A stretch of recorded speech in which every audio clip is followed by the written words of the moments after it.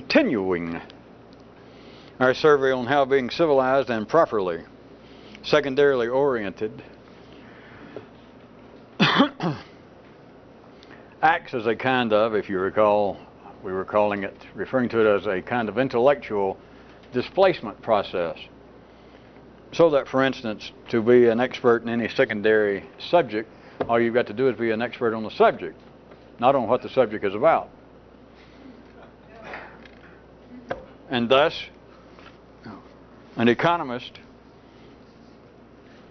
an expert in the field of economics, is not expected to actually know anything about wealth and everything that entails. I'm not going back through it, because you could take from an ordinary mental view position, you could take shots at what I just said, but we were talking about that last time, so I assume you understand what I'm talking about. It's not a mistake on life's part, and it's not the stupidity of experts. It is indeed them operating at full blast. That's one way that, again, if you still have any concern over whether life is doing all right, is just see how things go. Turn on your TV or turn on your own brain, turn on your own ears. And contraire, if you start finding experts that do not act like they act now, so that you could sneer at them if you're ordinary. If they begin to act otherwise, then you might get frightened. You might begin to check if they made such a thing a kind of subterranean, and I don't mean physical, I don't mean referring to geology, but a kind of subterranean in the dimensional sense, Richter scale. Glad I could clear that up. Experts are not supposed to be experts. It has to do with dimensions, doesn't have to do with education, doesn't have to do with psychology, but to be an expert in a three-dimensional world, for instance. Let's just say a three-dimensional world, because some of you are familiar with that one. To be an expert in that world, in any subject. Now we're talking about the secondary world, remember, which is the only thing it's worthy to talk about with you people. But now, if you want to talk about primary, basic affairs, you should be over at Big Al's gym, spitting in the floor and pissing in the sink. Or you should be out at a topless club, or you should be home at the kitchen, be home in bed.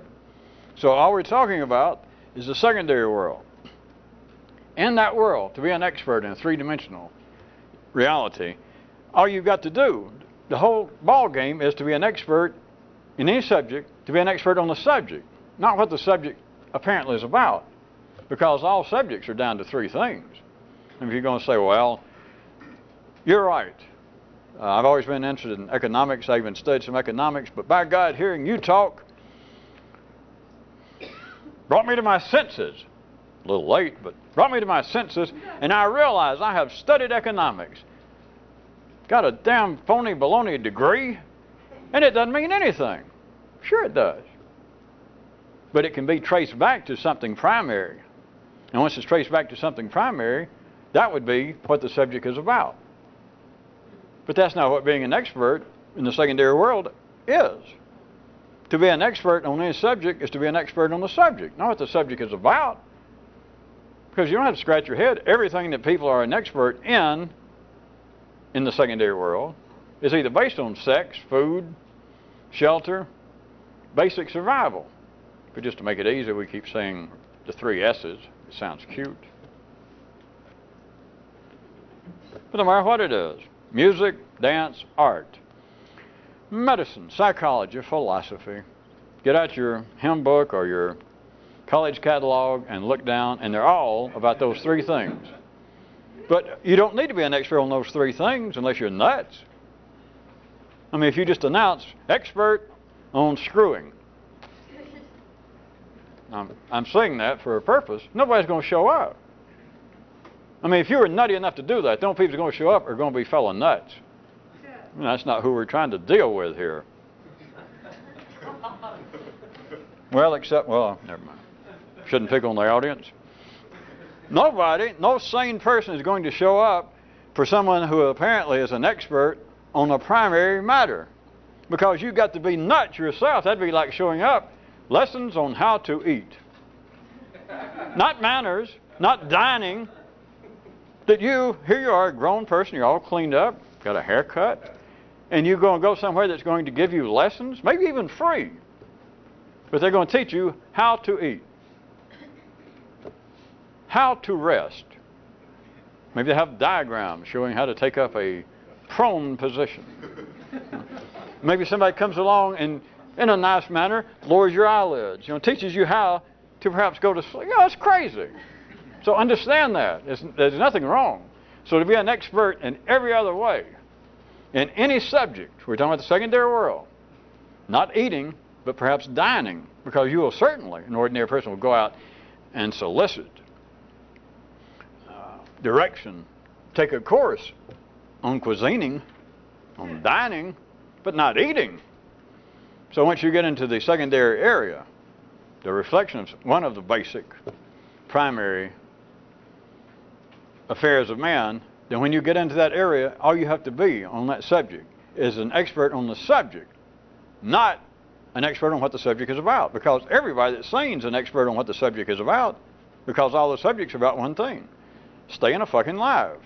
I'm sorry, but that's some technical talk. Some of you explain it to others, some of you that finished elementary school. We were running also. Jesus, it's still the intro. God Almighty. One thing about having a solo act, you can holler God Almighty and be, there's nobody to blame. That's all the fun of it. Except for the fact that Kyroot pointed out that if anybody actually wanted to escape besides a revolutionist, they're nuts. Which I just gave you a variation if you didn't understand. Anybody that wants to do a one-man act besides a revolutionist is nuts. Another version? Anybody that wants to think for himself. Not that way they talk about in college and out at some conservative political think tank. I'm talking about in some special way. Anybody that actually wants to think for himself that's not a revolutionist is nuts. They are. And they'll get put away because what they come up with in ordinary view is nuts. Oh, they'll be original. Well, at the ordinary level, in case you've never been, I know, visiting, of course, over to some mental institution. You got some guys in there that qualify as original thinkers. You don't need to turn on Pee Wee's Playhouse if he was still on the air. You got original thinking. But notice from the ordinary city view, they are, they're short. They're shy. The ballast is not quite settled in their little intellectual boat. So other than that, that's what I was saying. Anybody but a real revolutionist who actually wanted to think for himself, anybody but that, they're nuts. So back to what we were talking about, which was, we were trying to tie that to how it is that, and I'll admit it seemed to draw a blank with many people. We were toward the end last time, so I'll at least acknowledge the fact that some people seem to draw a blank with that. And since you probably enjoy that, then I assume that some of you are expecting I'm going to clear it up, and I'm not, so you can have an additional blank with no additional charge. Now, it was about, I was trying to get you to see in a certain way that as this displacement process, and we'll dispose of that term as soon as possible, but I assume by now you understand what I'm saying. To become an expert in a field, you've got to be somewhat displaced. You've got to, if you're going to become an expert in cuisining, if you're going to become an expert in dining, then the more you're an expert, the more you get removed from actual eating. You understand? Now, the people will eat. A guy may be saying they're a Julia Childs or somebody, and they may eat their food after they prepare it. But do you understand? They are one step further removed from eating. I'm talking about the basic primary act of eating. They're one step further removed from it than some half-literate, redneck attorney, bricklayer, in New Jersey, or wherever you'd like, Romania, that just, they point and they go, food. And they fall on the table and, argh. Not to be crude, but they just do. They're hungry and they just grab something to eat. Just eating. That would be the basic, primary level. To become civilized, in a real sense, you become one step removed. The people still eat. Julia Child still eats. Natalie Dupree surely still eats. The people who are experts in food, they continue to eat, but do you understand? Them eating now, not just the act itself, because that would still be primary, but now they are a cook, a chef, a food, a dining expert. They are one step removed, not better, not worse. Well, of course, it's better from the ordinary sense, but don't take it as a slam on the people. They still eat the same way as this crude guy that just grabs whatever he can get his hands on that doesn't bite him back. He'll eat it when he's hungry. Someone who is now an expert, someone who is a gourmet, is one step removed. Now, I hate to point, because it's not removed in some kind of direction that you look and go, oh yeah.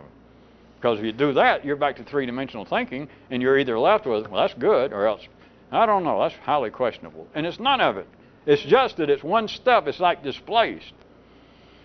That a gourmet, when he eats, he's putting food in the machine, and this crude guy, this illiterate guy out there in the woods that just grabs whatever he wants and eats, they're both putting food, energy in the machine. But the gourmet, someone who is dining and not just eating, is in a sense, a real operative sense, one step removed. They're displaced. They're one step away. They're more civilized, but they're one step away from the subject. And so you can be an expert in dining, but you understand you're one step removed, and you can be an expert in the subject, and in a real sense not be an expert on what the subject's about. Because how can you be an expert? How can anybody be an expert? Forget Julia Childs or forget the crude guy. It's the same thing. How can you be an expert on eating? There's no way to eat wrong. Now remember, we're talking about eating the primary, the silent, basic act of eating, not the secondary, vocal. And it's always vocal. You can't have any subject. You can't have an expert. You cannot have expertise unless somebody talks about it. You can't even have a subject. There is no such thing as that wonderful field of gourmetting. Unless somebody says, geez, let's make up a word. Let's call this gourmetting. And of course, they finally cleaned it up, I think. And, that's where it doesn't sound that crude. But you have to got too smart for our own good again, right? There's no such thing as economics until somebody says, I have a new area. I've been working on this. I know I majored originally in philosophy and I was an accountant, but I have been on my own. I was thinking about how the worlds of commerce move, and I've been trying to take a greater sociological and political view of the impact the movements of money and commerce is having. And I've written this article, and some people read it over there, and he says, and they go, geez, this is interesting. I never thought about it this way. And either he or somebody, a critic many times, comes up with a term. Well, this is economics. We have a brand new subject here. It is what I was getting at, is not just discoveries, it becomes inventions through the process of this displacement. That eating, if that was the new world, Columbus, that is, new neural patterns, wants to sail off to the new world. It's not just that he goes off and discovers the new world, because you don't just sail off and discover in your mind that one day you're trying to think, trying to meditate, trying to get down mentally, and suddenly stumble upon an area that says economics. In the same way that Columbus, if you want to get back to real good metaphors, since it seemed to hit many people in the wrong place, or not at all last time, Columbus, as you know, didn't suddenly come sailing up over the edge down in the eastern Caribbean, and suddenly there's big old signs that saying Haiti, Dominican Republic, Cuba. He didn't just discover them, he invented them. He created them. The mind does not simply stagger around one day. The greatest mind in the world. If there was somebody who's given credit for inventing economics, which I don't think there is, or he won't admit it, Keyes or Bithamy or psychology, if we're going to say or psychiatry, a subject. Let's just say that Freud, discovered it, just to make it easy. He didn't discover it. He, in the same way as a Columbus, I just use Columbus because it seems to be much more tangible. But it's not that someday that a Freud, anybody's brain, anybody's intellect, but that a Freud is just kind of, gnashing around to his own self, and suddenly stumbles upon a thing that goes, psychiatry. He didn't discover it. The mind does not discover anything in the secondary world because it's not there. It has to be invented. And yet once it gets started, there was Columbus. We're back. You got to be quick with these metaphors, because you remember, some people, if you're not going to ride the range on a horse, you don't need a saddle. Since none of you seem to have got that one tonight. You had people in Europe at that time who looked at the map. There were maps, there were stories, but there were actual maps saying, sail out that way, toward the way where the sun goes down, and there's things over there. There are other worlds. You can say, yes, that was true. But it was not just discovery. Columbus did not just sail over the horizon and instead of falling off, found the big discoveries it says. 24-hour gambling. 24-hour banking. Cayman Islands this way. In a sense, he had to invent them. Freud was not just stumbling about, thinking about all the interesting cases he had, why the hell did I ever become a physician? And what's this terrible smell here in Vienna? He had to invent it because there is nothing, there are no things, in a sense, to discover in the secondary world. This is way off the subject, sort of. Once you discovered one thing, once there was a map of the new worlds, change metaphors right quick, back to the other one. Once there was a map that said new worlds, and a Columbus, remember, a Columbus, this is all metaphorical. A Columbus sails off. Then after that, all sorts of things fall into place. Not only did he discover, the American Virgin Islands, or whichever one he hit first, then he hit, the American Semi-Virgin Islands, then he hit Cuba. The thing is, once the secondary world starts, once people quit eating, once they got past just eating and began to dine, then after that, hey, it was just one step after another. Then it became dining schools. Then it became dining critics, in case you ever want to, we're so used to it you don't think about it. But think about somebody that makes a living criticizing food. You go figure. I don't have time for that one. At any rate, you understand, once the secondary world got going, which I'd suggest again is one of the basic energy sources behind all of these creation stories, or aspects of the creation stories all around the world and all throughout history, about the gods, the great forces, thinking everything was set up and just like they wanted it, got the house and the creation going and things didn't seem to move, and they went, and the gods had to say something. They had to say the word. They had to go, action. Roll them or do something. The point being, the secondary world got started because once that goes, it's like opening the floodgates. Once Columbus sailed over, all he had to do was just find an atoll. Well, all he had to do was find one of the Virgin Islands. And after that, it was just, virgins up to your armpits. But now, all right, now back to in here. Now back to in here. After the secondary world gets going, in one sense, there are no discoveries made. You understand? Even though it seems to be. It's inventions. It just seems to be discoveries. Once you see it, it's just obvious as hell. And I would even suggest sort of interesting and perhaps useful. That's up to you.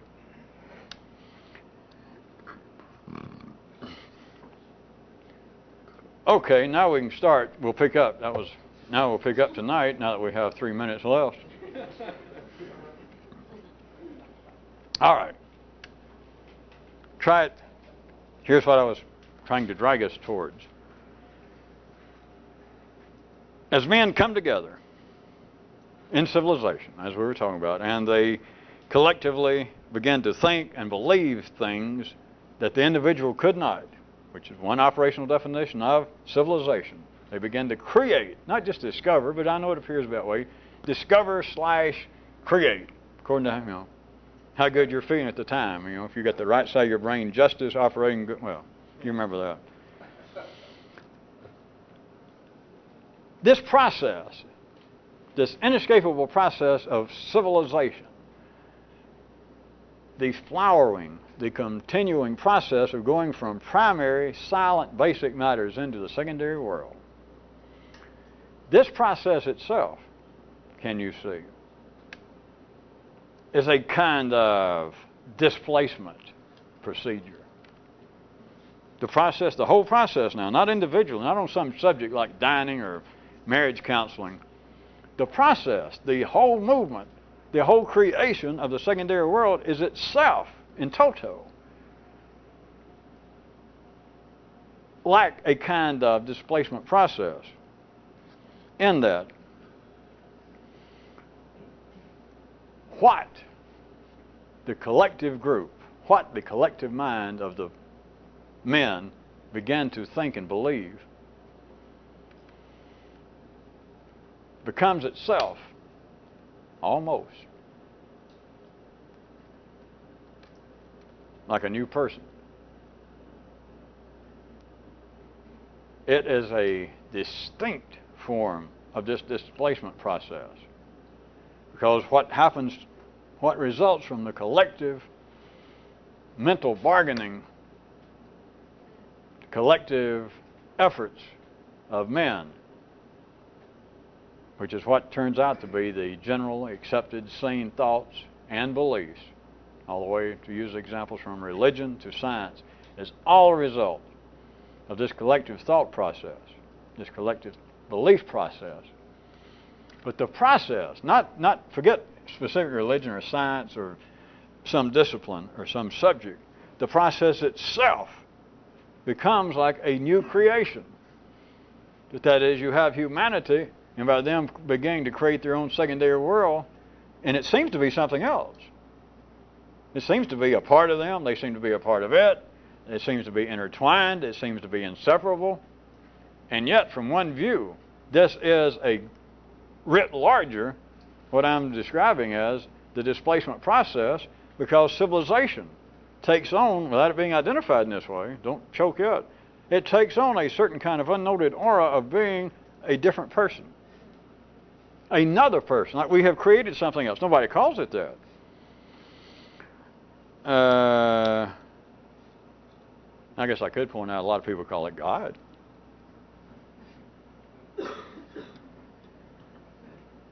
I thought that'd help. All right. Those who don't, and they're civilized and educated and intelligent, they call it culture, society, nature. Again, we're assuming that none of you have your foot still nailed to some old religious floor. The reality of the secondary world, and that being a creation of man, or of course to be technical, it being a creation working through man. Here, not any lower, not anywhere else to look. It's coming out here. It is oozing out that little hole in the great rubber glove of three-dimensional reality, and it's squeezing, and as life grows, it grows right here. As that happens, people are aware of it in a certain way. The nervous system is what I'm saying, is it's like a new person is being created.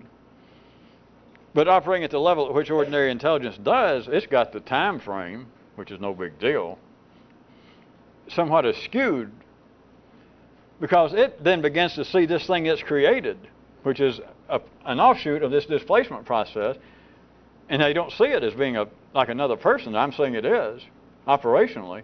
They see it, if anything, conversely, like, well, the person was there first. And what a strange person. He seems to know everything. It's unnatural. It's supernatural. It's a, and somebody thought, we got to invent God. So they invented God. But you see, in a real sense, they're looking backwards. That is the nervous system. Forget man, the flow of energy is looking backwards and saying, this separate entity to us intellectually, forget physically, intellectually, that this thing that in some way is removed from us preceded us. It created us. But insofar as you can describe things in any useful manner within three-dimensional lexology, they got it backwards. They had to be pushed far enough, they had to grow far enough, they had to invent on their own and create enough of a secondary world so that it began to feel separate from them. That there is this thing. Now, nobody thinks this way. The ordinary intellect cannot. But they have now created civilization. This is not as... Of course, that's easier for me to say, isn't it? I was going to say it's not as hard as some of you are looking like you think it is, but that's just one person's opinion. Men have gotten together, let's make it crude right quick, and they have invented civilization. They have invented the secondary world. They have invented, not their own mind, of course, but they have invented, in a sense, everything that this mind has invented. And everything this mind has invented is everything that you know except screwing, eating, and taking a nap. So you have what amounts to another creation, another entity. And you can call it civilization, you can call it anything you want to. But notice, the mind is aware of it. Again, assuming you won't choke on old religious ideas, old city collective ideas, then people they're aware. They just know there's something else. Of course, we had ordinary people here, but now we're going, well, now you're getting somewhere. Now we're going to get around talking about God, by God. Did they know there's something else is afoot here? There's like another person. And nobody knows what it is, who it is, where it is. Does that not describe God, by all accounts? I know they do it other ways about what is omnipresent, omnipotent, the great mystery, but I just described it another way. Is that once man becomes civilized collectively, then he has collectively made civilization. And civilization, I am suggesting to you, becomes a part of this displacement process almost as though it were another person, that you have created another person. And what does ordinary mind do?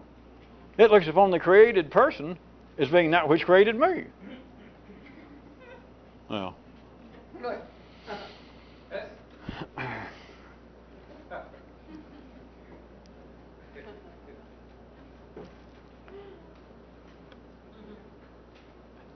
By whatever name,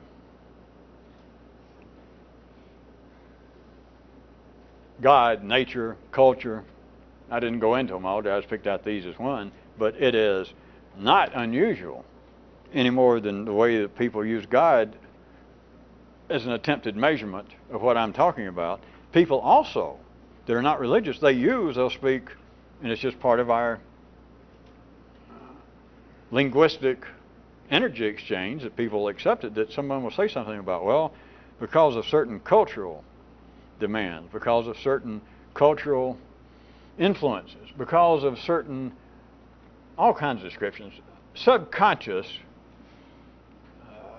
expectations of society itself, people are inclined to do so and so. And you hear that, or somebody just suddenly say, well, man can do blah, blah, blah, but then nature is finally going to turn around, and many people go, it's all the same thing. They are talking about this kind of displacement process, that the more civilized they become, the more there is a sensation that I am a step further away, which is true, that I am a step further away from my silent, basic, primary past. And every time you make this kind of step, there is this kind of invention going on. That Columbus didn't just discover the New World, he at least in part invented the New World. So men do not discover how to be civilized, they invent it. Of course, life is doing it through man. Men do not discover economics, they invent economics. Men do not discover religion, they invent religion. And by doing so, every time you do a step, every time you get a step further, remember, you're in a sense a step further from the origins of it. And the further you get away from it, the more you feel as though what I'm inventing is taking on its own life. Now, this is not being that weird.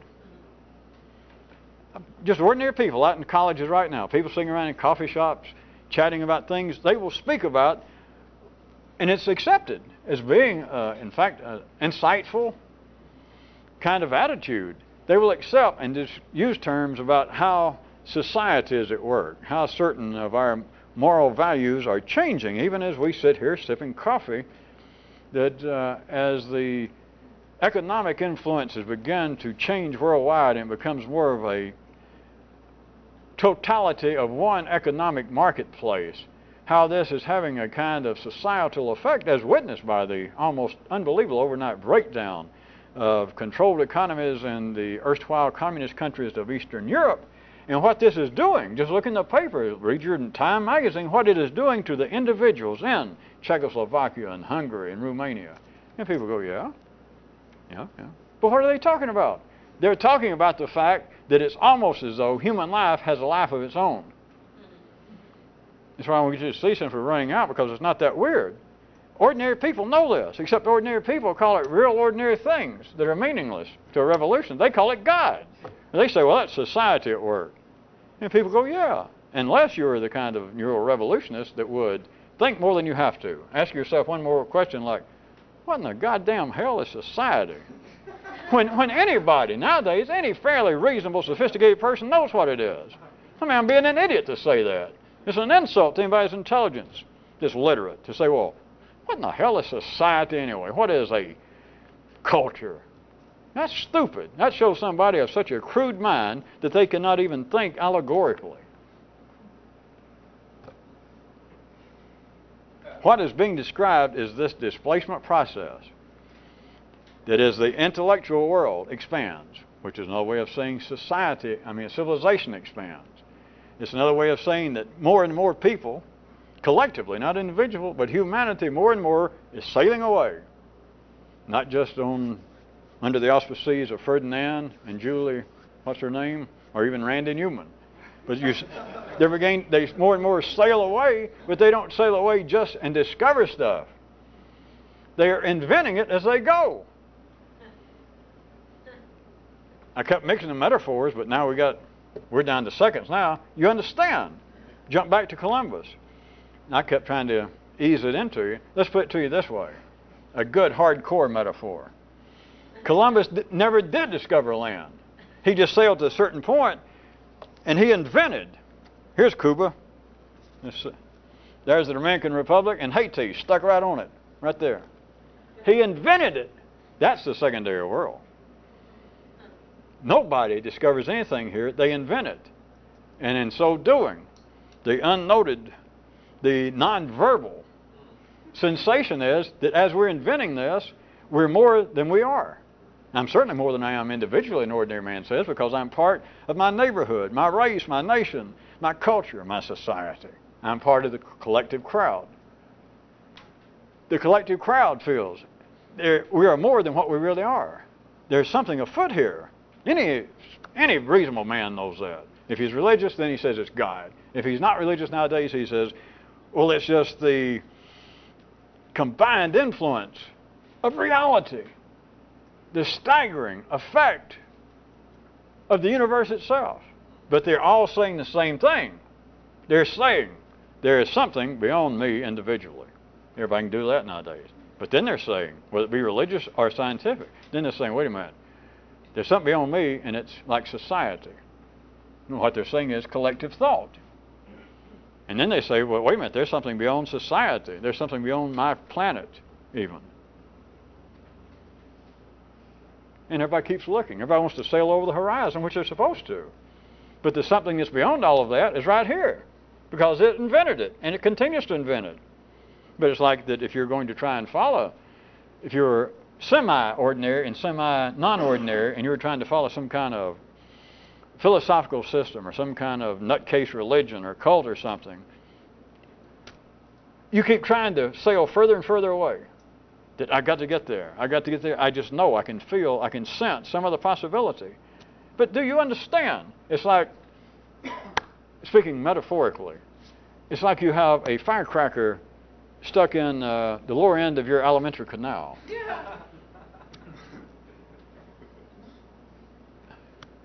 I'm trying. Maybe I should think of a better.